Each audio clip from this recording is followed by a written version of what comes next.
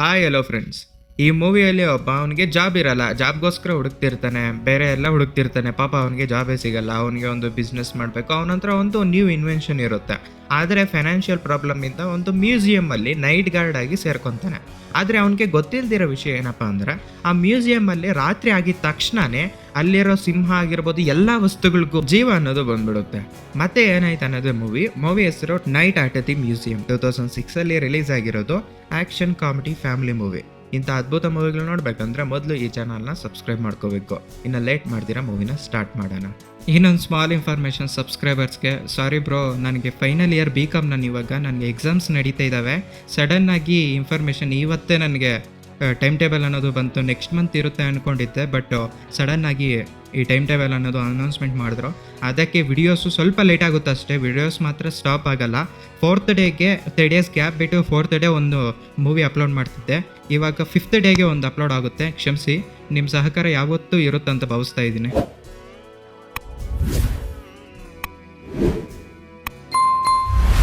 Movie start ಆಗಿದ್ದೆ ಲ್ಯಾರಿನ ತೋರಿಸ್ತಾರೆ. Larry ನಡ್ಕೊಂಡು ಅವರ ಮನೆಗೆ ಬರ್ತಾನೆ. ಹಾಗೆ ಅವರ ಹೆಂಡತಿನ ತೋರಿಸ್ತಾರೆ. ಇಲ್ಲೇ ನಮಗೆ ಗೊತ್ತಾಗುತ್ತೆ ಲ್ಯಾರಿ ಅವರ ಹೆಂಡತಿ ಇವನ್ನ ಬಿಟ್ಟು ಒಬ್ಬ ಮ್ಯೂಚುವಲ್ ಅಂಡರ್ಸ್ಟ್ಯಾಂಡಿಂಗಿಂದ ಬೇರೆಯವನ ಹತ್ರ ಇದ್ದಾರೆ ಅಂತ.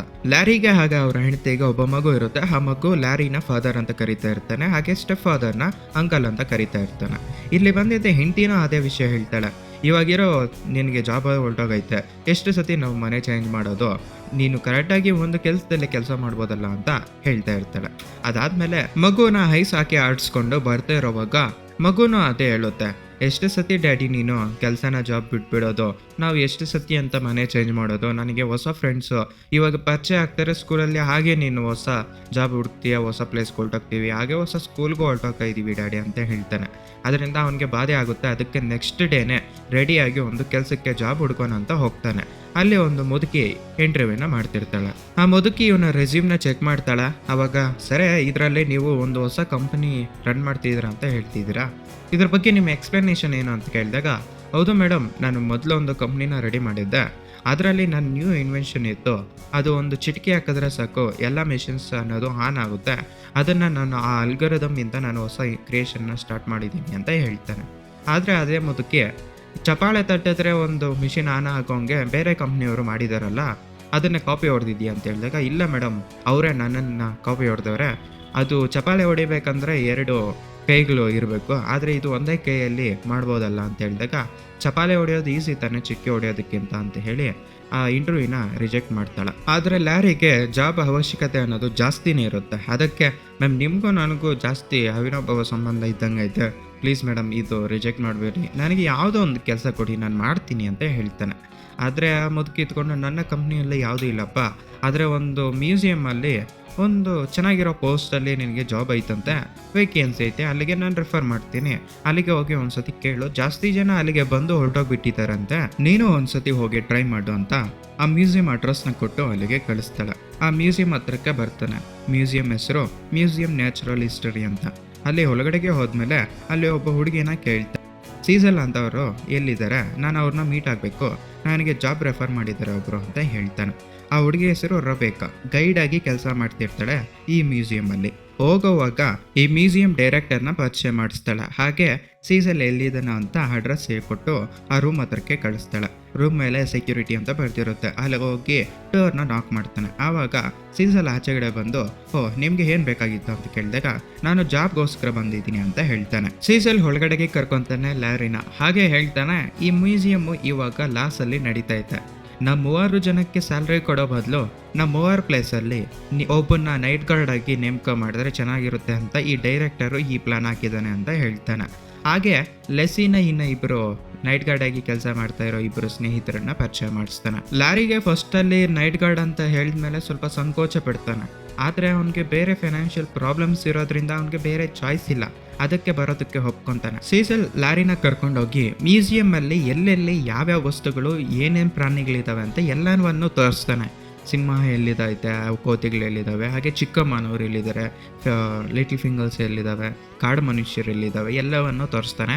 ಹಾಗೆ ಎಲ್ಲ ತೋರಿಸಿದ ಮೇಲೆ ನಾಳೆಯಿಂದ ಕರೆಕ್ಟಾಗಿ ಜಾಬ್ಗೆ ಬಂದ್ಬಿಡು, ಕರೆಕ್ಟಾಗಿ 5 o'clockಗೆ ಬಂದ್ಬಿಡು ಅಂತೇಳಿ ಅಲ್ಲಿಂದ ಕಳಿಸ್ತಾನೆ. ನಾಳೆ ಕಂಪಲ್ಸರಿ ಬರಬೇಕು ಅಂತೇಳಿ.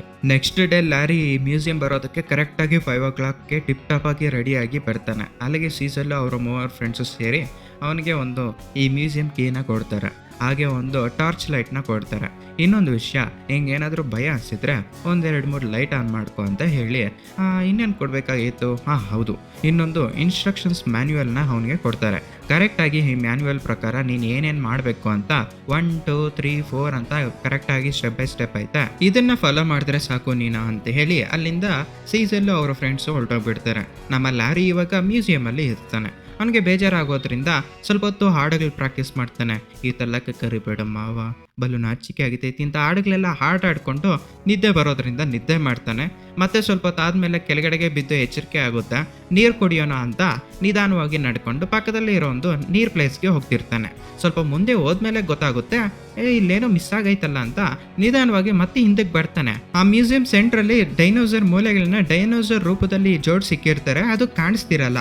ಆವಾಗ ಸೀಸಲ್, ಏನು ಆಟಗಳಾಡ್ತಾ ಇದ್ದೀರಾ, ನಾವು ಒಬ್ಬನೇ ಇದ್ದೀನಿ ಅಂತ ತಿಳ್ಕೊಂಡು ನೀನು ಇಂಥ ಆಟಗಳಾಡೋದು ಸರಿ ಇಲ್ಲ ಅಂತ ಇರ್ತಾನೆ. ಪಕ್ಕದಲ್ಲೇ ಒಂದು ಸೌಂಡ್ ಅನ್ನೋದು ಬರ್ತಿರುತ್ತೆ, ನೀರು ಕುಡಿಯೋದು. ಅಲ್ಲಿಗೆ ನಿಧಾನವಾಗಿ ಹೋಗಿ ನೋಡಿ ಟಾರ್ಚ್ ಲೈಟ್ ಆನ್ ಮಾಡಿ ನೋಡಿದಾಗ ಗೊತ್ತಾಗುತ್ತೆ ಆ ಡೈನೋಸರ್ ಹೋಗಿ ನೀರನ್ನ ಆನ್ ಮಾಡ್ಕೊಂಡು ಕುಡಿತಾ ಇರುತ್ತೆ.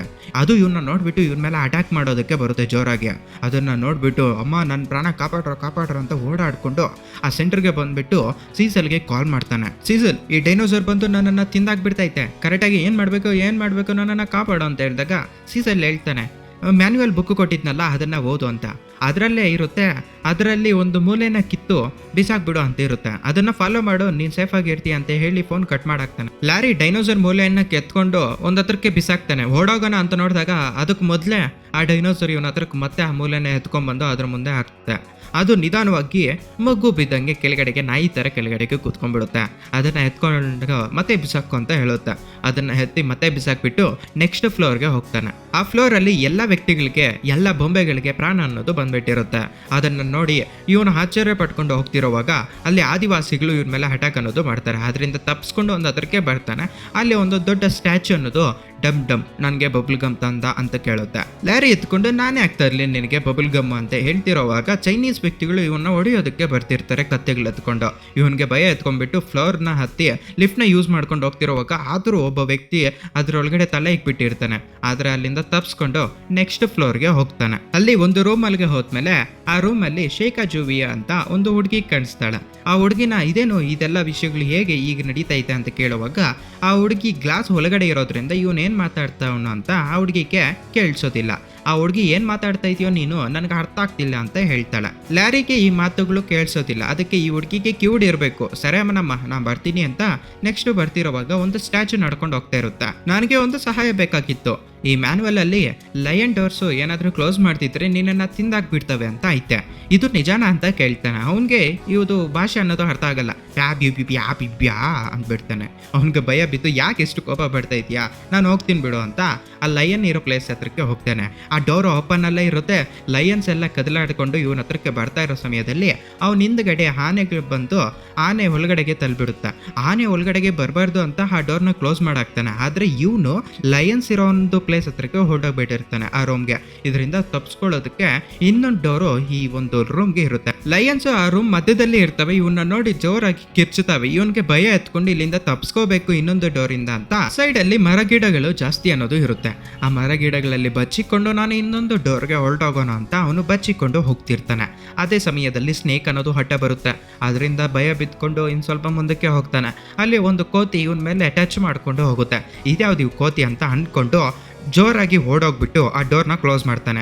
ಅದೇ ಟೈಮ್ಗೆ ಲಯನ್ ಇವ್ ಮೇಲೆ ಅಟ್ಯಾಕ್ ಮಾಡೋವಾಗ ಡೋರ್ ಕ್ಲೋಸ್ ಮಾಡೋದ್ರಿಂದ ಲಯನ್ ಆ ಡೋರ್ನ ಜೋರಾಗಿ ಕದಲ್ಸ್ತಾ ಇರುತ್ತೆ. ಈ ಡೋರ್ನ ಲಾಕ್ ಮಾಡಬೇಕು ಅಂತ ಅವನ ಜೋಬಿಯಲ್ಲಿ ಕೈ ಅನ್ನೋದು ಇಡ್ತಾನೆ. ಆದರೆ ಅವನ ಜೋಬಿಯಲ್ಲಿ ಕೀಸ್ ಅನ್ನೋದು ಇರೋಲ್ಲ. ಆವಾಗ ಅವನ ಪೇಪರ್ಸ್ ಇರ್ತಾವಲ್ಲ ಅದು ಬಿದ್ದೋಗ್ಬಿಟ್ಟಿರ್ತೆ. ಆ ಪೇಪರ್ಸ್ನ ಕಾಲಲ್ಲಿ ಎಲ್ಕೊಂತಾನೆ. ಆ ಪೇಪರಲ್ಲಿ ನೋಡಿದಾಗ ಆ ಪೇಪರಲ್ಲಿ ಬರ್ದಿರುತ್ತೆ, ನಿನ್ನ ಹತ್ರ ಇರೋ ಕೀಸು ಕೋತಿ ಎತ್ಕೊಂಡ್ಬಿಟ್ಟೈತೆ, ಕರೆಕ್ಟಾಗಿ ಚೆಕ್ ಮಾಡು ಅಂತ. ಆವಾಗ ನೋಡ್ತಾನೆ ಒಳಗಡೆ ಇರೋ ಕೋತಿ ಇವನ ಹತ್ರ ಕೀಸ್ ಕಳ್ತನ ಮಾಡ್ಕೊಂಡ್ಬಿಟ್ಟಿರುತ್ತೆ. ಆವಾಗ ಲೈಯನ್ನು ಕ್ಲೋಸ್ ಮಾಡಿರೋದ್ರಿಂದ ಅದು ನಿಧಾನವಾಗಿ ಹೊರಟೋಗ್ಬಿಟ್ಟಿರುತ್ತೆ. ಆ ಕೋತಿ ಹತ್ರ ಬೇಡ್ಕೊತಾನೆ, ನನ್ನ ಬಂಗಾರ ಅಲ್ಲ, ನನ್ನ ಚಿನ್ನು ಅಲ್ವಾ ನೀನು, ನನಗೆ ಆ ಕೀಸ್ ಕೊಟ್ಬಿಡು, ನಿನ್ನನ್ನು ಇನ್ಮೇಲೆ ನಾನು ಕೋತಿ ಅಂತ ಕರಿಯಲ್ಲ, ನಿನಗೆ ಒಂದು ಹೆಸರು ಹೇಳ್ತೀನಿ, ಆ ಹೆಸರಲ್ಲೇ ಕರಿತೀನಿ ಅಂತ ಮುದ್ದು ಮಾಡ್ತಾನೆ. ಆ ಕೋತಿ ನಿಧಾನವಾಗಿ ಅವನ ಹತ್ರಕ್ಕೆ ಬರುತ್ತೆ, ಕೀಸ್ ಕೊಟ್ಟು ಅವನ ಒಂದು ಮೂಗನ್ನ ಕಚ್ಚಿಬಿಡುತ್ತೆ ಜೋರಾಗಿ. ಕಚ್ಚಿಬಿಟ್ಮೇಲೆ ನನ್ನನ್ನೇ ಕಚ್ತೀಯಾ ಅಂತ ಹೇಳಿ ಕೋತಿನ ಬೈತಾ ಇರ್ತಾನೆ. ಅದಕ್ಕೆ ಕೋತಿಗೆ ಕೋಪ ಬಂದ್ಬಿಟ್ಟು ಅದು ಇವನ ಮೇಲೆ ಹುಚ್ಚ ಅನ್ನೋದು ಹಟ್ಬಿಡುತ್ತೆ. ನನ್ನ ಮೇಲೆ ಹುಚ್ಚೆ ಹಟ್ತೀಯಾ, ನಿನಗೆ ಐತೆ ಅಂತ ಹೇಳ್ಬಿಟ್ಟು ಆ ಡೋರ್ನ ಕೈ ಹಿಡ್ಕೊತಾನೆ. ಅದೇ ಟೈಮಲ್ಲಿ ಅವನ ಕೈಯಲ್ಲಿರೋ ಪೇಪರ್ಸ್ನ ಆ ಕೋತಿ ಕಿತ್ಕೊಂಡು ಹೊರಟೋಗ್ಬಿಡುತ್ತೆ. ನಾನು ಬುದ್ಧಿ ಹತ್ತಾನೆ, ನಾನು ಬಂಗಾರ ತಾನೆ ಅಂತ ಹೇಳಿ ಮತ್ತೆ ಅದ್ರ ಜೊತೆ ಭಿಕ್ಷೆ ಬೇಡ ಒಂಥರ ಕೇಳ್ಕೊತಾನೆ. ಆದರೆ ಆ ಕೋತಿ ಆ ಮಾತು ಯಾವುದು ಕೇಳ್ತೀರಾ ಆ ಪೇಪರ್ಸ್ನ ಹರಿದಾಕ್ಬಿಡುತ್ತೆ. ಆ ಕೀಸ್ ಆ ಡೋರ್ ಕ್ಲೋಸ್ ಮಾಡಾಕ್ಬಿಟ್ಟು ಅಯ್ಯ ಅಂತ ಒಂದು ಬೆಂಚ್ ಮೇಲೆ ಬಂದು ಕುತ್ಕೊಂತಾನೆ. ಅವನು ಸಡನ್ ಆಗಿ ಅವನ ಮಕ್ಕದ ಮೇಲೆ ಒಂದು ಸೂಜಿ ಬಂದು ಬೀಳುತ್ತೆ. ಜಾಸ್ತಿ ನೋವು ಅನ್ನೋದು ಆಗುತ್ತೆ. ಇದೇನಪ್ಪ ಚಿಕ್ಕ ಸೂಜಿ ನನಗೆ ಬಂದು ಬೀಳ್ತೈತೆ ಅಂತ ಪಕ್ಕದಲ್ಲಿ ನೋಡಿದಾಗ ಚಿಕ್ಕ ಲಿಟಲ್ ಫಿಂಗರ್ಸ್ ಬಂದು ಇವ್ ಮೇಲೆ ಅಟ್ಯಾಕ್ ಅನ್ನೋದು ಮಾಡ್ತಿರ್ತಾರೆ. ಯಾಕ್ರೋ ನನ್ನ ಮೇಲೆ ಅಟ್ಯಾಕ್ ಮಾಡ್ತಿದ್ದೀರಾ, ನಾನೇನು ಮಾಡಲ್ಲ ನಿಮಗೆ ಅಂತ ಹೇಳ್ತಿರುವಾಗ ಅವರು ಒಂದೇ ಸತಿ ಜಾಸ್ತಿ ಸೂಜಿಗಳನ್ನ ಅಟ್ಯಾಕ್ ಅನ್ನೋದು ಮಾಡ್ತಾರೆ. ಅವನು ಇದರಿಂದ ತಪ್ಪಿಸ್ಕೊಳ್ಳೋದಕ್ಕೆ ಒಂದು ಪ್ಲೇಸ್ ಹತ್ರ ಹೋಗ್ತಾನೆ. ಆ ಪ್ಲೇಸಲ್ಲಿ ಜಾಸ್ತಿ ಜನ ಲಿಟಲ್ ಫಿಂಗರ್ಸ್ ಅನ್ನೋದು ಇರ್ತಾರೆ. ಅಲ್ಲಿ ಜೇಕ್ ಅಂತ ಒಬ್ಬ ಇರ್ತಾನೆ. ಇವನ್ನ ಕೆಳಗಡೆ ಎಲ್ಲ ಲಿಟಲ್ ಫಿಂಗರ್ಸ್ ಎಲ್ಲ ಸೇರ್ಕೊಂಡು ಇವನ ಕಾಲ್ನ ಕಟ್ಟಾಕ್ಬಿಟ್ಟು ಆ ಪ್ಲೇಸಲ್ಲಿ ಬೀಳೋ ಹಂಗೆ ಮಾಡ್ತಾರೆ. ಅವನು ಒಂದು ಟ್ರೈನ್ ಟ್ರ್ಯಾಕ್ ಮೇಲೆ ಬಿದ್ದೋಗ್ಬಿಡ್ತಾನೆ. ಆವಾಗ ಅವನಿಗೆ ಎಲ್ಲ ದಾರಗಳನ್ನೋದು ಕಟ್ಟಾಕ್ಬಿಟ್ಟು ಎಲ್ಲ ಲಿಟಲ್ ಫಿಂಗರ್ಸ್ ಎಲ್ಲ ಬಂದ್ಬಿಟ್ಟು ಅವನ ದಾರದಲ್ಲಿ ಕಟ್ಟಾಕ್ಬಿಟ್ಟು ಅಲ್ಲಿ ಜೇಕ್ ಅಂತ ಒಬ್ಬ ಇರ್ತಾನೆ. ಅವನು ಆರ್ಡರ್ಸು ಪಾಸ್ ಮಾಡ್ತಾನೆ. ಆ ಒಂದು ಡೊಕ್ಕ ಟ್ರೈನ್ ಅನ್ನೋದು ಇವನ ಮೇಲೆ ಬಿಡ್ರೋ, ಇವನ ತಲೆ ಪೀಸ್ ಆಗೋಗ್ಬಿಡ್ಬೇಕು ಅಂತ ಆರ್ಡರ್ಸ್ ಹೇಳ್ತಾನೆ. ಆವಾಗ ನಮ್ಮಲ್ಲಿ ಯಾರೇ ನಾನೇನು ಮಾಡಿದ್ನು ನಿಮಗೆ, ನನ್ನನ್ನು ಬಿಟ್ಬಿಟ್ಟು ನಾನೇನು ಮಾಡಲ್ಲ, ನಿಮ್ಮನ್ನು ಇಲ್ಲಿಂದ ಹೊರಟೋಗ್ಬಿಡ್ತೀನಿ, ನಾನು ಇವತ್ತೇ ನಾಳೆಯಿಂದ ಬರೋದು ಇಲ್ಲ ಅಂತ ಹೇಳ್ತಿರೋವಾಗ ಜೇಕ್, ನಿಮ್ಮಂಥ ಗಾರ್ಡ್ಸು ನಮಗೆ ಎಷ್ಟು ನರಕ ಕೊಟ್ಟವರು, ಯಾವಾಗಲೂ ನಮ್ಮನ್ನು ಇಲ್ಲಿ ಬಂದಿಯಾಗಿ ಮಾಡಿಬಿಡ್ತಾರೆ, ಅದಕ್ಕೆ ನಿನ್ನನ್ನು ಇವತ್ತು ಸಾಯಿಸ್ಬಿಡ್ತೀವಿ ಅಂತ ಆ ಟ್ರೈನು ಬಿಡುಗಡೆ ಮಾಡ್ತಾರೆ. ಆ ಟ್ರೈನು ಜೋರಾಗಿ ಬಂದು ಇವನ ಗುದ್ದಿದ ತಕ್ಷಣ ಅವನಿಗೆ ಏನೂ ಆಗಲ್ಲ, ಚಿಕ್ಕ ಟ್ರೈನ್ ಅಲ್ವಾ, ಅವನ ಮೂಗಿಗೆ ಬಿದ್ದು ಸ್ವಲ್ಪ ನೋವು ಅನ್ನೋದು ಉಂಟಾಗುತ್ತೆ. ಆದರೆ ಅವನಿಗೆ ಕೋಪ ಬಂದು ಜೋರಾಗಿ ಒದ್ದಾಡೋದ್ರಿಂದ ಅವನಿಗೆ ಕಟ್ಟಿರೋ ಎಲ್ಲ ಹಗ್ಗಗಳೆಲ್ಲ ಬಂದ್ಬಿಡ್ತವೆ ಆಚೆಗೆ. ಅವನು ನಿಂತ್ಕೊತಾನೆ. ಅದೇ ಟೈಮ್ಗೆ ಜೇಕ್ ಸಾಮ್ರಾಜ್ಯ ಹಾಗೆ ಇನ್ನೊಂದು ರೋಮನ್ ಸಾಮ್ರಾಜ್ಯ ಚಿಕ್ಕ ಕೆಳಗಡೆ ಇರುತ್ತೆ. ಎಲ್ಲ ಸೈನಿಕರು ಸೇರ್ಕೊಂಡು ಇವನ ಮೇಲೆ ಅಟ್ಯಾಕ್ ಮಾಡ್ತೀವಿ ಅಂತ ಬರ್ತಾರೆ. ಅವಾಗ ಜೇಕ್ ಹೇಳ್ತಾನೆ, ನಾವು ಇವನ್ನ ಹಿಡ್ಕೊಂಡಿರೋದು, ಇವನ್ನ ಸಾಯಿಸೋದು ನಾವೇ ಅಂತ ಹೇಳ್ತಾರೆ. ಇನ್ನೊಬ್ಬ ರೋಮನ್ ಸಾಮ್ರಾಜ್ಯದ ನಾಯಕ, ನಾವು ಬಂದು ಇವಾಗ ಅವನ್ನ ಸಾಯಿಸ್ತೀವಿ, ನಮಗೆ ನರಕ ಕೊಟ್ಟವನ ಇವನು ಅಂತ ಹೇಳ್ಬಿಟ್ಟು ಇವನ ಮೇಲೆ ಅಟ್ಯಾಕ್ ಅನ್ನೋದು ಮಾಡ್ತಾರೆ. ಇವನ ಮೇಲೆ ಜಾಸ್ತಿ ಬಾಂಬ್ ದಾಳಿ ಅನ್ನೋದು ಮಾಡ್ತಾರೆ. ಅವು ಚಿಕ್ಕ ವ್ಯಕ್ತಿಗಳೆಲ್ಲ ಅವು ಎಷ್ಟು ಬಾಂಬ್ ದಾಳಿ ಮಾಡಿದ್ರು ಏನಾದರೂ ಒಂದು ಪಟಾಕಿ ನಾವು ಅಂಟಿಸ್ತಾರೆ, ಅದರಿಂದ ಬಿಡುಗಡೆ ಆಗುತ್ತಲ್ಲ, ಚಿಕ್ಕ ಬೆಂಕಿ ಕಿಡಿಗಳು ಬೀಳುತ್ತಲ್ಲ, ಹಾಗೆ ಇವನ ಮೇಲೆ ಬೀಳೋದ್ರಿಂದ ಇವನಿಗೇನು ಆಗಲ್ಲ. ಇವನು ಎದ್ದು ನಿಂತ್ಕೊತಾನೆ. ಅದೇ ಟೈಮ್ಗೆ ಕುದುರೆ ಹಾಕೊಂಡು ಒಬ್ಬ ವ್ಯಕ್ತಿ ಅಲ್ಲಿಗೆ ಬರ್ತಾನೆ. ಅವನು ಮೊದಲು ಅಮೆರಿಕನ್ ಪ್ರೆಸಿಡೆಂಟ್ ಆಗಿರ್ತಾನೆ. ಅವನು ನಿನ್ನನ್ನು ಕಾಪಾಡ್ತೀನಿ ನಾನು ಅಂತೇಳಿ ಕುದುರೆ ಮೇಲೆ ಹತ್ತಿಸ್ಕೊಂಡು ಒಂದು ಪ್ಲೇಸ್ ಹತ್ರಕ್ಕೆ ಸೇಫ್ ಆಗಿ ಕರ್ಕೊಂಡ್ಬರ್ತಾನೆ. ಆವಾಗ ನಮ್ಮ ಲಾರಿಗೆ ಜಾಸ್ತಿ ಡೌಟ್ಸ್ ಅನ್ನೋದು ಇರುತ್ತೆ. ಆವಾಗ ಕೇಳ್ತಾನೆ, ಈ ಎಲ್ಲ ಜೀವಿಗಳಿಗೆ ಪ್ರಾಣ ಬರೋದಕ್ಕೆ ಕಾರಣ ಏನು ಅಂತ ಕೇಳಿದಾಗ, ನೀನು ಇದನ್ನ ತಿಳ್ಕೊಬೇಕಾ ಅಂತ ಹೇಳಿ ಈಜಿಪ್ಟ್ ನಾಗರಿಕತೆ ಇರುವ ಒಂದು ಪ್ಲೇಸ್ ಹತ್ರಕ್ಕೆ ಕರ್ಕೊಂಡೋಗ್ತಾನೆ. ಅಲ್ಲಿ ಒಂದು ಶವ ಒದ್ದಾಡ್ತಾ ಇರುತ್ತೆ ಆಚೆಗಡೆ ಬರೋದಕ್ಕೆ. ಅದನ್ನ ತೋರಿಸಿ ಹಾಗೆ ಒಂದು ಮಂತ್ರ ಶಾಸನ ಅನ್ನೋದು ಅಲ್ಲಿ ಇಕ್ಕಿರ್ತಾರೆ. 1952 ಅಲ್ಲಿ ಭೂಮಿಯನ್ನ ಅಗೀತಿರುವಾಗ ಈ ಶಾಸನ ಅನ್ನೋದು ಇವ್ರಿಗೆ ಸಿಕ್ತು. ಆವಾಗಿಂದ ಈ ಶಾಸನವನ್ನ ಈ ಮ್ಯೂಸಿಯಂ ಅಲ್ಲಿ ಎತ್ಕೊಂಡ್ಬಂದು ಇಕ್ಕಿದ್ದಾರೆ. ಆವಾಗಿಂದ ರಾತ್ರಿ ಆಗಿದ ತಕ್ಷಣನೇ ಇದ್ರಿಗಿರೋ ಒಂದು ಮಂತ್ರಗಳಿಂದ ಇಲ್ಲಿರೋ ಎಲ್ಲ ವಸ್ತುಗಳಿಗೆ ಪ್ರಾಣ ಅನ್ನೋದು ಬರುತ್ತೆ ಅಂತ ಹೇಳ್ತಾನೆ. ಹಾಗೆ ಕರ್ಕೊಂಡು ಹೋಗೋವಾಗ ಇನ್ನೊಂದು ವಿಷಯ, ಈ ಎಲ್ಲ ವಸ್ತುಗಳೇನಾದರೂ ಆಚೆಗಡೆ ಹೋಗಬಾರ್ದು. ಬೆಳಗ್ಗೆ ಆಗಿದ ತಕ್ಷಣ ಇದೇ ಮ್ಯೂಸಿಯಮಲ್ಲಿ ಎಲ್ಲ ವಸ್ತುಗಳು ಎಲ್ಲೆಲ್ಲಿ ಇದಾವೋ ಅಲ್ಲೇ ಇರಬೇಕಾಗುತ್ತೆ. ಏನಾದರೂ ಮಿಸ್ ಆಗಿ ಆಚೆಗಡೆ ಹೋದರೆ ಅದು ಬೂದಿ ಆಗೋಗ್ಬಿಡ್ತವೆ ಅಂತ ಆ ಪ್ರೆಸಿಡೆಂಟು ತಿಳಿಸ್ತಾನೆ. ಹಾಗೆ ನಾವು ನಾಳೆ ಮೀಟ್ ಆಗೋಣ, ಬೆಳಕಾಗ್ತಿದೆ, ನಾನು ಹೋಗ್ತೀನಿ ಅಂತ ಹೇಳ್ತಾನೆ. ಆದರೆ ನಾನು ಬರೋಕ್ಕಾಗಲ್ಲ ಸರ್, ನನಗೆ ಭಯ ಎತ್ಕೊಂಡ್ಬಿಟ್ಟೈತೆ, ನಾನು ಇನ್ಮೇಲೆ ಬರಲ್ಲ ಅಂತ ನಮ್ಮ ಲ್ಯಾರಿ ಹೇಳ್ತಾನೆ. ಆವಾಗ ಪ್ರೆಸಿಡೆಂಟು ಮೋಟಿವೇಶ್ನಲ್ ಸ್ಪೀಚ್ ಅನ್ನೋದು ಹೇಳ್ತಾನೆ. ಯಾರು ಹುಟ್ಟಿದ ತಕ್ಷಣನೇ ಪುನೀತ್ ರಾಜ್ಕುಮಾರ್ ಸರ್ ಆಗಲ್ಲ, ಬೆಳೀತಾ ಅವ್ರಿಗೆ ಬರೋ ಒಂದು ಸಂಘಟನೆಗಳಿಂದ ಅವರು ಚೇಂಜ್ ಆಗ್ತಾರೆ. ಲಾರಿ, ನೀನು ಚೇಂಜ್ ಆಗೋ, ಯಾವಾಗಲೂ ಯಾವುದೇ ವಸ್ತುವನ್ನು ಮಧ್ಯದಲ್ಲೇ ಬಿಡಬೇಡ ಅಂತ ಹೇಳಿ ಅವನು ಸ್ಟ್ಯಾಚು ಆಗೋಗ್ಬಿಡ್ತಾನೆ. ಬೆಳಗ್ಗೆ ಆಗಿದ ತಕ್ಷಣ ಎಲ್ಲ ವಸ್ತುಗಳು ಆ ಪ್ಲೇಸ್ಗೆ ಹೋಗಿ ಡೈರೆಕ್ಟಾಗಿ ಅವ್ರ ಪ್ಲೇಸ್ ಹತ್ರ ಹೋಗಿ ಸ್ಟ್ಯಾಚು ಆಗೋಗ್ಬಿಡ್ತವೆ. ಬೆಳಗ್ಗೆ ಆಗುತ್ತೆ. ಅದೇ ಟೈಮ್ಗೆ ಸೀಸಲ್ ಅವರ ಫ್ರೆಂಡ್ಸು ಅಲ್ಲಿಗೆ ಬರ್ತಾರೆ. ಲ್ಯಾರಿ ಅಲ್ಲಿಗೆ ಬಂದ್ಬಿಟ್ಟು, ನನ್ನ ಪ್ರಾಣ ತೆಗಿಯೋಣ ಅಂತ ಪ್ಲಾನ್ ಹಾಕಿದ್ರ, ಈ ಸಿಂಹಗಳಿಗೆ ಹಾಗೆ ಆನೆಗಳಿಗೆ ನನ್ನ ಪ್ರಾಣ ಕೊಟ್ಟು ಪ್ರಾಣ ಬಲಿ ಮಾಡ್ಬೇಕು ಅನ್ಕೊಂಡಿದ್ದೀರಾ, ನಿನಗೊಂದು ದಂಡ, ನಿನ್ನ ಕೆಲ್ಸಕ್ಕೊಂದು ದಂಡ ಅಂತೇಳ್ಬಿಟ್ಟು ಬಂದ್ಬಿಡ್ತಾನೆ ಆಚೆಗಡೆ. ಅದೇ ಟೈಮ್ಗೆ ಅವನ ಮಗನೂ ಅಲ್ಲಿಗೆ ಬರ್ತಾನೆ. ಅವನ ಮಗ ಕೇಳ್ತಾನೆ, ನಾನು ಮ್ಯೂಸಿಯಂ ಒಳಗಡೆ ಬರ್ಬೋದಾ ಅಂತ ಹೇಳಿ. ಆವಾಗ ಮ್ಯೂಸಿಯಮ್ಮಲ್ಲಿ ಕೆಲಸ ಮಾಡ್ತಾ ಇದೆ ಮಗ, ನಾನು ನಾಳೆ ಕರ್ಕೊಂಡು ಹೋಗ್ತೀನಿ ಅಂತ ಹೇಳ್ತಾನೆ. ಮಗ ಅಲ್ಲಿಂದ ಸ್ಕೂಲ್ಗೆ ಹೋಗ್ತಾನೆ. ಮಗನಿಗೆ ಮಾತು ಕೊಟ್ಟಿರ್ತಾನೆ ನಾಳೆ ಕರ್ಕೊಂಡು ಹೋಗ್ತೀನಿ ಅಂತ. ಅವನಿಗೆ ದಂಡ ಅಂತ ಹೇಳ್ಬಿಟ್ಟು ಅವನು ಮತ್ತೆ ಮ್ಯೂಸಿಯಂ ಒಳಗಡೆ ಹೋಗ್ತಾನೆ. ಸೀಸಲ್ಗೆ ಹೇಳ್ತಾನೆ ನಾನು ಮತ್ತೆ ಇನ್ನೊಂದು ದಿವಸ ಬರ್ತೀನಿ ಅಂತ ಹೇಳಿ ಆವಾಗ ಸೀಸಲ್ನ ಕೇಳ್ತಾನೆ, ಇನ್ನೊಂದು ಮ್ಯಾನ್ಯುವಲ್ ಆಯ್ತಾ, ಆ ಮ್ಯಾನ್ಯುವಲ್ಲು ಕಿತ್ತಾಕ್ಬಿಟ್ಟೈತೆ ಕೋತಿ ಅಂತ ಕೇಳ್ತಾನೆ. ನನ್ನ ಹತ್ರ ಇಲ್ಲ, ಬುಕ್ಸ್ನ ಓದಿ ಇಲ್ಲಿರೋ ವಸ್ತುಗಳ ಬಗ್ಗೆ ಎಲ್ಲ ತಿಳ್ಕೊ, ನಾನು ಫಸ್ಟಲ್ಲಿ ಬಂದಾಗ ಹೀಗೆ ಮಾಡಿದ್ದು ಅಂತ ಸೀಸಲ್ಲೇ ಹೇಳ್ತಾನೆ. ಅದೇ ಟೈಮ್ಗೆ ಮ್ಯೂಸಿಯಂ ಡೈರೆಕ್ಟರ್ ಅಲ್ಲಿಗೆ ಬಂದುಬಿಟ್ಟು ನಿನಗೆ ಒಂದು ವಸ್ತು ತೋರಿಸ್ಬೇಕು ಅಲ್ಲಿಗೆ ಬಾ ಅಂತೇಳಿ ಆ ಲಿಟಲ್ ಫಿಂಗರ್ಸ್ ಇರ್ತಾವಲ್ಲ ರೋಮನ್ಸು, ಅಲ್ಲಿಗೆ ಬಂದು ತೋರಿಸ್ತಾನೆ. ಅಲ್ಲಿ ಒಂದು ವ್ಯಕ್ತಿನ ಸಾಯಿಸ್ಬಿಟ್ಟಿರ್ತಾರೆ. ಆವಾಗ ನಮ್ಮ ಲ್ಯಾರಿ ಹೇಳ್ತಾನೆ ರಾತ್ರಿ ಜಾಸ್ತಿ ಗಲಾಟೆ ನಡೆದಂಗೆ ಐತೆ ಸರ್, ಅದಕ್ಕೆ ಎತ್ಕೊಂಡ್ಬಂದು ಇವನ್ನ ಸಾಯಿಸ್ಬಿಟ್ಟಿದ್ದಾರೆ ಅಂತ ಹೇಳ್ತಾನೆ.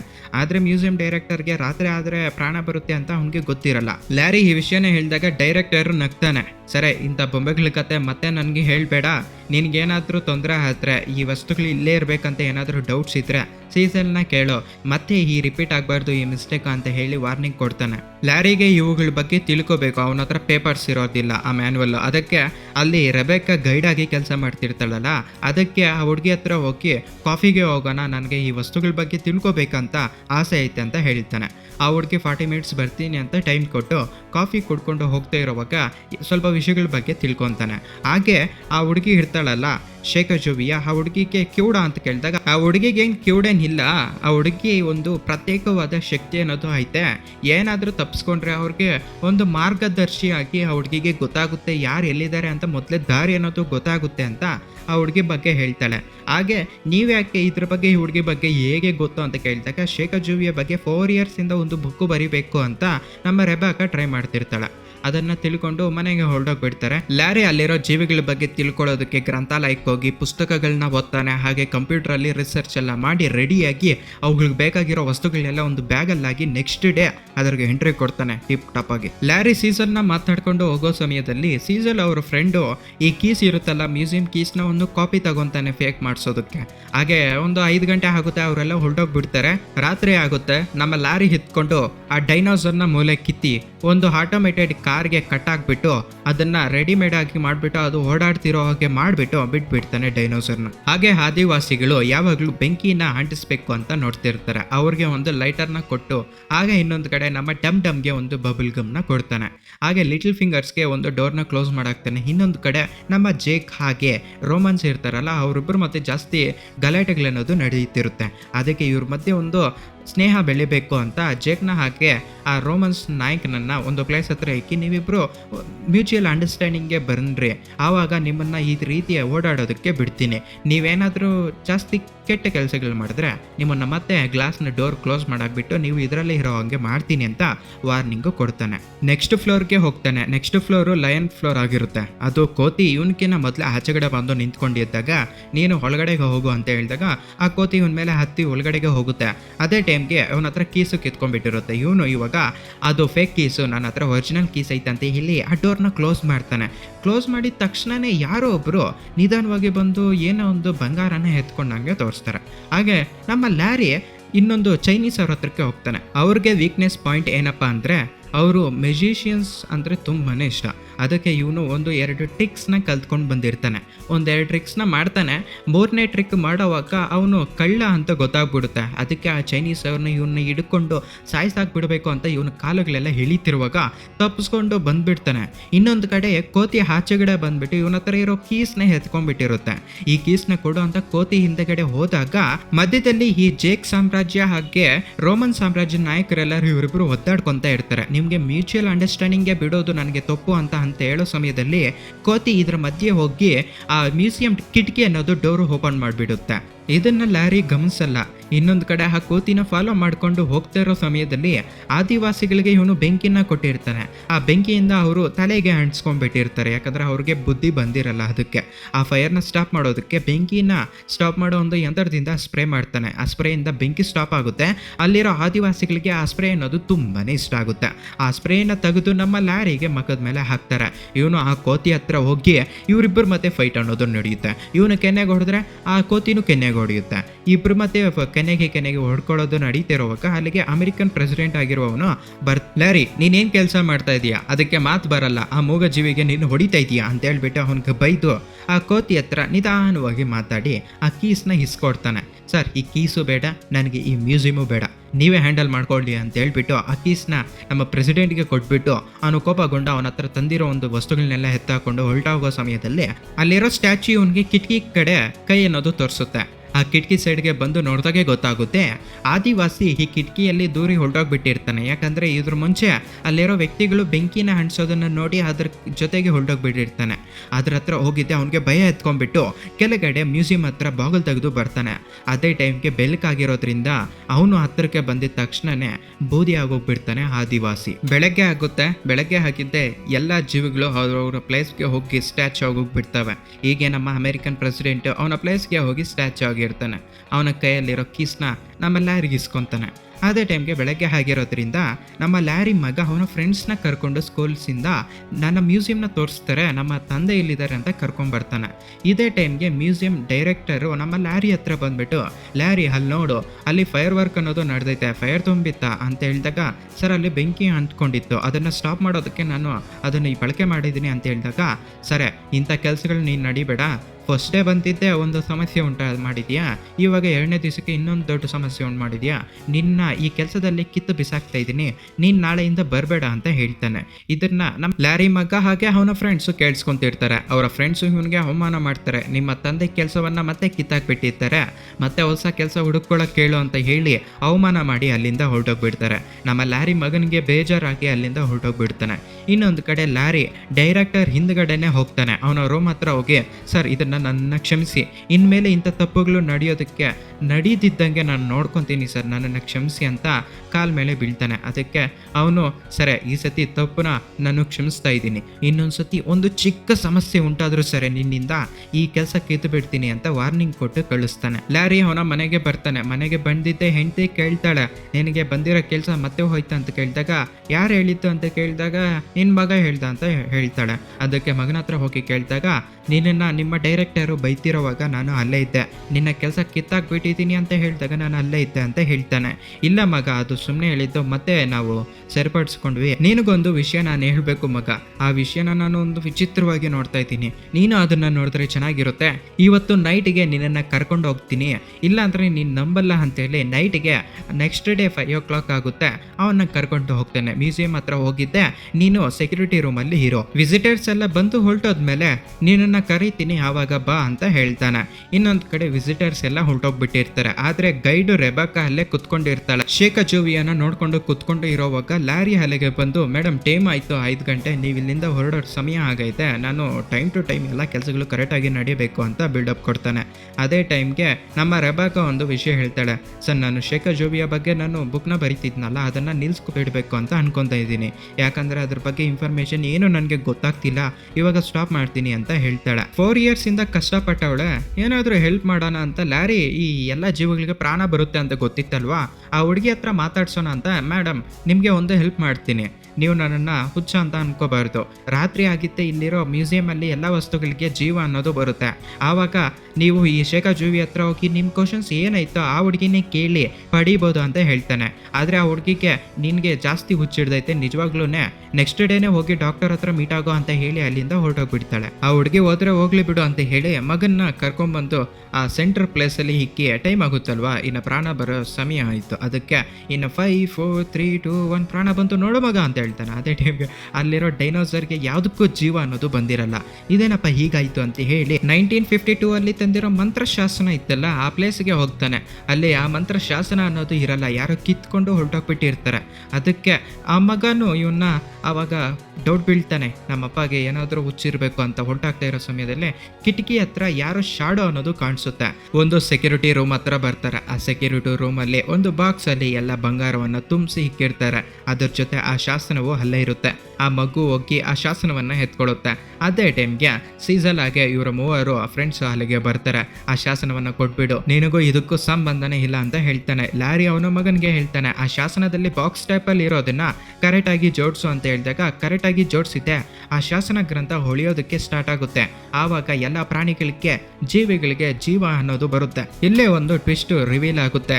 ಇಲ್ಲಿ ಆ ಜೀವಿಗಳಿಗೆ ಜೀವ ಬಂದಂಗೆ ಇಲ್ಲಿರುವ ಸೀಸಲ್ ಆಗಿ ಇವ್ರ ಫ್ರೆಂಡ್ಸ್ಗೂ ಒಂದು ಯೌವನದ ಒಂದು ಲೈಫ್ ಅನ್ನೋದು ಇವ್ರಿಗೆ ಬರುತ್ತೆ. ಇವರು ಮುದುಕರಾಗಿದ್ರು ರಾತ್ರಿ ಆಗಿದ ತಕ್ಷಣನೇ ಯೌವನದಲ್ಲಿ ಯಂಗ್ಸ್ಟರ್ಸ್ ಹೇಗಿರ್ತಾರೋ ಹಾಗೆ ಅವ್ರಿಗೆ ಶಕ್ತಿಗಳು ಅನ್ನೋದು ಬರುತ್ತೆ ಅಂತ ರಿವೀಲ್ ಆಗಿರುತ್ತೆ. ಇವ್ರಿಗೆ ಶಕ್ತಿಗಳು ಬರೋದ್ರಿಂದ ನಮ್ಮ ಲ್ಯಾರಿನ ನಾಯಿ ನೋಡ್ದಂಗೆ ಹೊಡಿತಾರೆ. ಇವರ ಮಗು ಅಲ್ಲಿಂದ ಹೊಡೋಗುತ್ತೆ. ಲ್ಯಾರಿನ ಹೊಡೆದೋಗ್ಬಿಟ್ಟು ಆ ಮಗುನ ಫಾಲೋ ಮಾಡ್ಕೊಂಡು ಹೋಗಿ ಸೀಸಲ್ಲು ಲ್ಯಾರಿ ಮಗನ ಹತ್ರ ಇರೋ ಒಂದು ಶಾಸನವನ್ನ ಕಿತ್ಕೊಂಡು ಹಾಗೆ ಲ್ಯಾರಿನ ಅವರ ಮಗುನ ಆ ನಾಗರಿಕತೆ ಇರೋ ಪ್ಲೇಸಲ್ಲಿ ಬಂದಿಯಾಗಿ ಮಾಡಿ ಅಲ್ಲಿಂದ ಹೊಡೋಗ್ಬಿಡ್ತಾರೆ. ಇದೇ ಸಮಯಕ್ಕೆ ಇಲ್ಲಿರೋ ಜೀವಿಗಳಿಗೆಲ್ಲ ಪ್ರಾಣ ಬಂದಿರೋದ್ರಿಂದ ಅವು ತಪ್ಪಿಸ್ಕೊಂಡು ಈ ಮ್ಯೂಸಿಯಂ ಇಂದ ಆಚೆಗಡೆ ಬಂದ್ಬಿಡ್ತವೆ. ಲ್ಯಾರಿ ಅಮೆರಿಕನ್ ಪ್ರೆಸಿಡೆಂಟ್ ಆಗಿರೋನ್ನ ಕರಿತಾನೆ, ಹೆಲ್ಪ್ ಮಾಡಿ ಅಂತ. ಅಲ್ಲಿಗೆ ಬಂದು ನಾನು ಒಂದ್ಸತಿ ಹೆಲ್ಪ್ ಮಾಡ್ತೀನಿ ಅಷ್ಟೇ, ಇನ್ನೊಂದ್ಸತಿ ನಾನು ಹೆಲ್ಪ್ ಮಾಡೋದಕ್ಕೆ ಆಗಲ್ಲ, ನೀನೇ ಇದರಿಂದ ಆಚೆಗಡೆ ಬರಬೇಕು ಅಂತ ಹೇಳ್ತಾನೆ. ಇನ್ನೊಂದು ಕಡೆ ಈ ಈಜಿಪ್ಟ್ ನಾಗರಿಕತೆಯಲ್ಲಿ ಎಲ್ಲದಕ್ಕೂ ಪ್ರಾಣ ಅನ್ನೋದು ಬಂದಿರುತ್ತೆ. ಅಲ್ಲಿರೋ ಪ್ರತಿಮೆಗಳು ಇವನ್ನ ಅಟ್ಯಾಕ್ ಮಾಡೋದಕ್ಕೆ ಬರ್ತಾ ಇರೋ ಸಮಯದಲ್ಲಿ ಇವನ್ಗೆ ಏನ್ ಮಾಡೋದಕ್ಕೆ ತೋಚಿದೆ ಅಲ್ಲಿರೋ ಒಂದು ಶವಪೇಟಿಗೆಯಲ್ಲಿರೋ ಒಂದು ಶವನ ಆಚೆಗಡೆ ತೆಗಿತಾನೆ. ಆವಾಗ ಆ ಶವ ಆಚೆಗಡೆ ಬಂದು ಜೋರಾಗಿ ಕಿರ್ಚಾಡಿ, ಅಮ್ಮ ಇಷ್ಟು ದಿನ ಇಷ್ಟು ವರ್ಷ ಈ ಧೂಳು ಬಾಯಲ್ಲಿ ಹೋಗಿ ಹೋಗಿ ಸಾಕಾಗೋಗೈತೆ ಅಂತ ನ್ಯಾಚುರಲ್ ಆಗಿ ಮಾತಾಡ್ತಾನೆ. ಆವಾಗ ನಮ್ಮನ್ನ ಸಾಯಿಸೋದಕ್ಕೆ ಬರ್ತಿದೆ ಅಂತ ಅಲ್ಲಿ ಹೆಲ್ಪ್ ತಗೊಂಡು ಆ ಪ್ರತಿಮೆಗಳು ಇವ್ರನ್ನ ಅಟ್ಯಾಕ್ ಮಾಡ್ತಿದ್ದಂಗೆ ಮಾಡ್ತಾನೆ. ಇನ್ನೊಂದು ಕಡೆ ಆ ರಾಜ ಹೇಳ್ತಾನೆ, ಆ ಒಂದು ಶಾಸನ ನನಗೆ ಕೊಟ್ಬಿಟ್ರೆ ನಮ್ಮ ರಾಜ್ಯ ಅನ್ನೋದು ನಮಗೆ ಹಿಂದಕ್ಕೆ ಬಂದ್ಬಿಟ್ಟಿರುತ್ತೆ, ನನಗೆ ಅನೇಕ ಶಕ್ತಿಗಳನ್ನೋದು ಬರುತ್ತೆ ಅಂತ ಹೇಳ್ತಾನೆ. ಅದೇ ಟೈಮ್ಗೆ ನಮ್ಮ ಹತ್ರ ಇವಾಗ ಆ ಶಾಸನ ಇಲ್ಲ, ಅದನ್ನ ಕಲ್ತನ ಮಾಡ್ಕೊಂಡು ಹೋಗ್ತಿದ್ದಾರೆ, ಅದನ್ನ ಸ್ಟಾಪ್ ಮಾಡಿ ನೀವೇ ಎತ್ಕೊಳ್ಳಿ ಅಂತ ನಮ್ಮ ಲ್ಯಾರಿ ಹೇಳ್ತಾನೆ. ಆ ಡೋರ್ನ ಹೊಡೆದಾಗ್ಬಿಟ್ಟು ಆಚೆ ಕಡೆ ಬರ್ತಾರೆ. ಇನ್ನೊಂದು ಕಡೆ ಈ ಎಲ್ಲ ಜೀವಿಗಳು ಅವ್ರ ಪಾರ್ಗ್ ಅವ್ರು ಒದ್ದಾಡ್ಕೊಂಡು ಎಲ್ಲ ಸರ್ವನಾಶ ಮಾಡಕ್ ಬಿಟ್ಟಿರ್ತವೆ. ಜೋರಾಗಿ ಒಂದು ಅನೌನ್ಸ್ಮೆಂಟ್ ಕೊಡ್ತಾನೆ, ನಿಮ್ಗೆ ಜೀವ ಬರೋದಕ್ಕೆ ಆ ಶಾಸನ ಅನ್ನೋದು ಹೆಲ್ಪ್ ಮಾಡ್ತಾ ಇತ್ತು, ಇವಾಗ ಅದನ್ನ ಕಲ್ತನ ಮಾಡ್ಕೊಂಡು ಹೋಗ್ತಿದ್ದಾರೆ, ಅದನ್ನ ನೀವು ಸಂರಕ್ಷಿಸಬೇಕು, ನೀವೇ ಅದನ್ನ ಹಿಡ್ಕೊಂಡ್ ಬರ್ಬೇಕು, ಈ ಎಲ್ಲ ಸೀಸಲ್ ಆಗಿ ಇವರು ಮೂವರ್ನು ನೀವೇ ಕಂಡು ಹಿಡಿಬೇಕು ಅಂತ ಹೇಳಿ ನನಗೆ ನೀವು ಹೆಲ್ಪ್ ಮಾಡಿದ್ರೆ ಆ ಶಾಸನವನ್ನ ಮತ್ತೆ ಎತ್ಕೊಂಡು ಬಂದು ಇದೇ ಪ್ಲೇಸಲ್ಲಿ ಇಡ್ಬೋದು ಅಂತ ಹೇಳ್ತಾನೆ. ಆವಾಗ ಅವರೆಲ್ಲ ಒಟ್ಟುಗೂಡಿ ಆ ಸೀಸನ್ನ ಬಿಟ್ಟು ಈ ಎರಡು ಫ್ರೆಂಡ್ಸ್ನ ಒಂದ್ ಹತ್ರ ಬಂದು ಕಟ್ಟಾಕ್ಬಿಟ್ಟಿರ್ತಾರೆ. ಇವಾಗ ಸೀಸನ್ನ ಮಾತ್ರ ಹಿಡ್ಕೊಂಡ್ ಬರ್ಬೇಕು. ಸೀಸಲ್ ಕುದುರೆನ ಹಾಕೊಂಡು ಅಲ್ಲಿಂದ ಓಡೋಗ್ಬಿಟ್ಟಿರ್ತಾನೆ. ಅದಕ್ಕೆ ಇವನು ಎಲ್ಲಿದ್ದಾನೆ ಅಂತ ಕಂಡು ಹಿಡಿಯೋದಕ್ಕೆ ಶೇಖಾಲೋವಿಯಾಗೆ ಒಂದು ಪವರ್ ಇರುತ್ತೆ ಅಂತ ಇವನ್ಗೆ ಗೊತ್ತಿರುತ್ತೆ. ಯಾರು ಎಲ್ಲಿದ್ದಾರೆ ಅಂತ ದಾರಿ ಕಂಡು ಹಿಡಿಯೋ ಶಕ್ತಿ ಈ ಹುಡುಗಿಗೆ ಇರೋದ್ರಿಂದ ಗ್ಲಾಸ್ನ ಹೊಡೆದಾಕ್ಬಿಟ್ಟು ಆ ಹುಡುಗಿ ಸಹಾಯ ತಗೊಂಡು ಅವನು ಎಲ್ಲಿಗೆ ಹೋಗಿದ್ದಾನೆ ಅಂತ ಫಾಲೋ ಮಾಡ್ಕೊಂಡು ಅವನ ಹಿಂದೆ ಅಮೆರಿಕನ್ ಪ್ರೆಸಿಡೆಂಟ್ ಕುದುರೆನ ಬಳಕೆ ಮಾಡ್ಕೊಂಡು ಹೋಗಿ ಸೀಸನ್ನ ಒಂದು ಪ್ಲೇಸ್ ಅಲ್ಲಿ ಹಿಡ್ಕೊಂತಾನೆ. ಹಾಗೆ ಅವನ ಹತ್ರ ಇರೋ ಒಂದು ಶಾಸನವನ್ನ ಇಸ್ಕೊಂಡು ಮ್ಯೂಸಿಯಂ ಹತ್ರಕ್ಕೆ ಬಂದು ಅಲ್ಲಿರೋ ಸೈನಿಕರಿಗೆಲ್ಲ ಹೇಳ್ತಾನೆ ಸೀಸನ್ನ ಒಂದ್ ಹತ್ರ ಕಟ್ಟಾಕಿ ಅಂತ. ಇವಾಗ ಅವನಿಗೆ ಇರೋ ನೆಕ್ಸ್ಟ್ ಸ್ಟೆಪ್ ಏನಂದ್ರೆ ಎಲ್ಲ ಜೀವಿಗಳು ಎಲ್ಲ ಪ್ರಾಣಿಗಳು ಅಲ್ಲಿಂದ ಆಚೆಗಡೆ ಬಂದ್ಬಿಟ್ಟಿರ್ತವೆ. ಬೆಳಗ್ಗೆ ಆಗಿದ್ದೆ ಆ ಎಲ್ಲ ಜೀವಿಗಳು ಮ್ಯೂಸಿಯಂ ಅಲ್ಲಿ ಇರಬೇಕು, ಇಲ್ಲಾಂದ್ರೆ ಅವು ಸುಟ್ಟು ಬೂದಿ ಆಗೋಗ್ಬಿಡ್ತವೆ. ಅದಕ್ಕೆ ಅಲ್ಲಿ ಈಜಿಪ್ಟ್ ನಾಗರಿಕತೆಯ ರಾಜನ ಇರ್ತಾನಲ್ಲ, ಅವನಿಗೆ ಈ ಶಾಸನ ಸಿಕ್ಕಿದ್ರೆ ಅವನಿಗೆ ಶಕ್ತಿಗಳನ್ನೋದು ಬರುತ್ತೆ. ಅದಕ್ಕೆ ಅವನ ಹತ್ರ ಇದನ್ನ ಎತ್ಕೊಂಡೋಗಿ, ರಾಜ ನನಗೆ ಒಂದು ಹೆಲ್ಪ್ ಮಾಡಿ, ಈ ಶಾಸ್ತ್ರವನ್ನ ನೀವು ತಗೊಂಡು ನನಗೆ ಈ ಎಲ್ಲ ಪ್ರಾಣಿಗಳನ್ನೋದು ಮ್ಯೂಸಿಯಂ ಒಳಗಡೆ ಬರೋ ಹಾಗೆ ಮಾಡಿ ಅಂತ ಹೇಳ್ತಾನೆ. ಆವಾಗ ಆ ಶಾಸನವನ್ನ ಆ ರಾಜ ಇಸ್ಕೊಂಡು ಅವನ ಮಂತ್ರ ಸ್ಫಟನೆ ಮಾಡಿ ಎಲ್ಲ ಜೀವಿಗಳು ಮ್ಯೂಸಿಯಂ ಒಳಗಡೆ ಬರೋ ಹಾಗೆ ಮಾಡ್ತಾನೆ. ಎಲ್ಲ ಪ್ರಾಣಿಗಳು ಮ್ಯೂಸಿಯಂ ಒಳಗಡೆ ಹೋಗೋದಕ್ಕೆ ರೋಡ್ನ ಕ್ರಾಸ್ ಮಾಡ್ಕೊಂಡು ಹೋಗ್ತಾ ಇರೋ ಸಮಯದಲ್ಲಿ ರೆಬಾಕಾ ಕಾರಲ್ಲಿ ಕೂತ್ಕೊಂಡು ಇದನ್ನೆಲ್ಲ ನೋಡ್ಬಿಡ್ತಾಳೆ. ಅದೇ ಸಮಯಕ್ಕೆ ನಮ್ಮ ಲ್ಯಾರಿ ಇದನ್ನೆಲ್ಲ ಬಂದು ಎಲ್ಲರೂ ಬಂದಿದಾರ ಅಂತ ಚೆಕ್ ಮಾಡ್ಕೊಂಡು ಅವ್ರವ್ರ ಪ್ಲೇಸಲ್ಲಿ ಅವ್ರನ್ನ ಇಡ್ತಾನೆ. ಹಾಗೆ ಅಮೆರಿಕನ್ ಪ್ರೆಸಿಡೆಂಟ್ ಹತ್ರ ಬಂದ್ಬಿಟ್ಟು ಅಮೆರಿಕನ್ ಪ್ರೆಸಿಡೆಂಟ್ ಹೇಳ್ತಾನೆ ನಾಳೆ ಮತ್ತೆ ಮೀಟ್ ಆಗೋಣ ಅಂತ. ಆವಾಗ ಲ್ಯಾರಿ ಹೇಳ್ತಾನೆ ಇಷ್ಟೆಲ್ಲ ಸರ್ವನಾಶ ಆಗೋಗ್ಬಿಟ್ಟೈತೆ, ಮ್ಯೂಸಿಯಂ ಡೈರೆಕ್ಟರ್ ನನಗೆ ಈ ಕೆಲಸ ಮತ್ತೆ ಕೊಡ್ತಾನೆ ಅನ್ನೋದು ಡೌಟೇ ಸರ್, ನಾವು ಮತ್ತೆ ಮೀಟ್ ಆಗೋದು ಡೌಟೇ ಅಂತ ಹೇಳ್ತಾನೆ. ಅಷ್ಟರೊತ್ತಿಗೆ ಎಲ್ಲ ಬೆಳಕಾಗೋದ್ರಿಂದ ಅವರೆಲ್ಲ ಸ್ಟ್ಯಾಚ್ ಆಗೋಗ್ಬಿಡ್ತಾರೆ. ಬೆಳಗ್ಗೆ ಆಗುತ್ತೆ. ಮ್ಯೂಸಿಯಂ ಡೈರೆಕ್ಟರು ಅವನ ರೂಮ್ ಒಳಗೆ ಕರ್ಸ್ಕೊಂಡು ಲ್ಯಾರಿಗೆ ನ್ಯೂಸ್ ಅಲ್ಲಿ ಎಲ್ಲ ಸಿಚುವೇಶನ್ಸ್ ಅನ್ನೋದು ಬರ್ತಾ ಇರುತ್ತೆ. ಈ ಎಲ್ಲ ನೈಟಲ್ಲಿ ಆದಿವಾಸಿಗಳು ಹೋಗಿ ಎಲ್ಲ ಒಂದು ಬಿಲ್ಡಿಂಗ್ ಮೇಲೆ ಕುತ್ಕೊಂಡು ಆಟ ಆಡ್ತಾ ಇರೋ ವಿಡಿಯೋಸ್ ಎಲ್ಲ ನ್ಯೂಸ್ ಅಲ್ಲಿ ಸ್ಪ್ರೆಡ್ ಆಗ್ತಾ ಇರುತ್ತೆ. ಇಲ್ಲೆಲ್ಲ ಪ್ರಾಣಿಗಳು ಓಡಾಡ್ತಾ ಇರೋ ನ್ಯೂಸ್ ಎಲ್ಲ ಸ್ಪ್ರೆಡ್ ಆಗೋದ್ರಿಂದ ಏನ್ ಇಲ್ಲಿ ನಡೀತಾ ಇರೋದು ಅಂತ ಹೇಳಿ ನಿನ್ನ ಕೆಲಸ ಹೊಟ್ಟೋಯ್ತು, ಈ ಕೀಸ್ ಕೊಟ್ಬಿಡು ಅಂತ ಹೇಳಿ ಕೀಸ್ನ ಇಸ್ಕೊಂಡು ಅವನ ಹತ್ರ ಇರೋ ಲೈಟ್ನ ಇಸ್ಕೊಂಡು ಆಚೆಗಡೆ ಬರ್ತಾನೆ, ನೀನು ಹೋಗು ಅಂತ. ಅದೇ ಟೈಮ್ಗೆ ನ್ಯೂಸ್ ಅಲ್ಲಿ ಸ್ಪ್ರೆಡ್ ಆಗಿರೋ ಒಂದು ಅಡ್ವರ್ಟೈಸ್ಮೆಂಟ್ ಇಂದ ಎಲ್ಲ ಜನರು ಆ ಮ್ಯೂಸಿಯಂನ ನೋಡೋದಕ್ಕೆ ಬರ್ತಿರ್ತಾರೆ. ಅಷ್ಟರ ತನಕ ಆ ಮ್ಯೂಸಿಯಂ ಧೂಳು ಹೊಡಿಯೋದಕ್ಕೆ ಮಾತ್ರ ಕೆಲ್ಸಕ್ಕೆ ಬರೋದು. ಇವಾಗ ಜನಗಳು ಬಂದು ಆ ಧೂಳನ್ನ ಹೆಬ್ಬೇಳಿಸ್ತಾ ಇರ್ತಾರೆ. ಅದಕ್ಕೆ ಅದನ್ನೆಲ್ಲ ನೋಡಿ ಮ್ಯೂಸಿಯಂ ಡೈರೆಕ್ಟರು ಶಾಕ್ ಆಗಿ ಮತ್ತೆ ಕೈಗೆ ಅವನ ಕೀಸ್ ಕೊಟ್ಬಿಟ್ಟು ನೀನೇ ಕಂಟಿನ್ಯೂ ಹಾಗೂ ನೈಟ್ ಗಾರ್ಡ್ ಆಗಿ ಅಂತ ಹೇಳ್ತಾನೆ. ಇವನ್ಗೆ ಈ ಮ್ಯೂಸಿಯಂನ ಕಂಟ್ರೋಲ್ ಮಾಡೋದು ತುಂಬಾನೇ ಚೆನ್ನಾಗಿ ಕಲ್ತ್ಕೊಂಡ್ಬಿಟ್ಟಿರ್ತಾನೆ. ಯಾರಿಗೆ ಏನೇನು ಕೊಡ್ಬೇಕಂತ ಕಂಟ್ರೋಲ್ ಮಾಡಿ ಆ ಮ್ಯೂಸಿಯಂನ ಇವನೇ ಕಂಟ್ರೋಲ್ ಮಾಡ್ತಿರ್ತಾನೆ. ಹಾಗೆ ಇವರ ಮಗ ಸ್ಕೂಲ್ ಇರುತ್ತಲ್ಲ, ಅಲ್ಲಿ ಪೇರೆಂಟ್ಸ್ ಮೀಟಿಂಗ್ಗೆ ಇವರಪ್ಪನೇ ಚೀಫ್ ಗೆಸ್ಟ್ ಆಗಿ ಕರೆದಿರ್ತಾರೆ. ಈ ನೈಟ್ ಗಾರ್ಡಿಗೆ ಕೆಲಸ ಮಾಡ್ತಿರೋದಕ್ಕೆ ಅವರ ಮಗನಿಗೆ ಎಷ್ಟು ಪ್ರೌಡ್ ಫೀಲಿಂಗ್ ಇರುತ್ತೆ. ಅವರಪ್ಪನೇ ಸ್ಪೀಚ್ ಕೊಡ್ತಾನೆ. ಇದನ್ನೆಲ್ಲ ಕಂಟ್ರೋಲ್ ಮಾಡ್ದಂಗೆ ತೋರಿಸಿ ಈ ಮೂವಿನ ಇಲ್ಲಿಗೆ ಎಂಡ್ ಮಾಡ್ತಾರೆ. ಇಷ್ಟರ ತನಕ ಇಷ್ಟು ಪೇಷನ್ಸಿಂದ ಫುಲ್ ವಿಡಿಯೋ ನೋಡಿರೋದಕ್ಕೆ ತುಂಬಾನೇ ಸಂತೋಷ. Signing off mister Wardha.